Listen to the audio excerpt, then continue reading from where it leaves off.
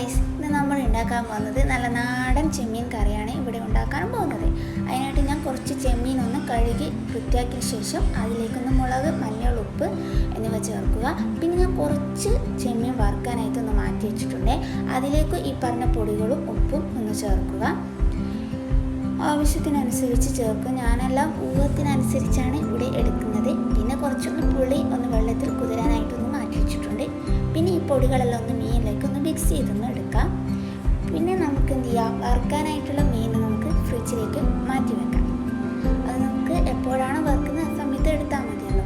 അതൊന്ന് ഞാൻ റെസ്റ്റ് ചെയ്യാൻ മാറ്റി വെച്ചിട്ടുണ്ട്. പിന്നെ നമുക്ക് ചെമ്മീൻ കറിയിലേക്കുള്ള ഒരു തക്കാളിയാണ് ഞാനിവിടെ എടുക്കാൻ പോകുന്നത്. ഒരു തക്കാളിയും അത് കുതിരാൻ വെച്ച പുളി വെള്ളം മാത്രമാണ് ഇതിൽ ആഡ് ചെയ്യുന്നത്.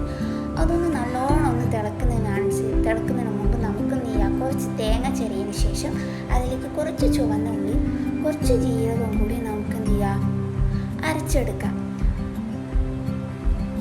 പിന്നെ കുറേ ദിവസത്തിനുള്ളിലാണ് കുറച്ച് ചെമ്മീൻ ഒന്ന് കിട്ടുക. അതുകൊണ്ട് ഞാൻ ഇനി വെച്ചൊന്ന് ചെമ്മീൻ കറി ഉണ്ടാക്കാം. അപ്പോൾ നമുക്ക് ആ അരച്ച തേങ്ങയും കൂടി അതിലേക്കൊന്ന് ആഡ് ചെയ്യാം.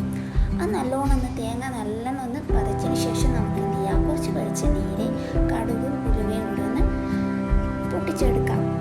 അത് നല്ലോണം ഒന്ന് പൊട്ടിയതിന് ശേഷം നമുക്ക് എന്ത് ചെയ്യാം,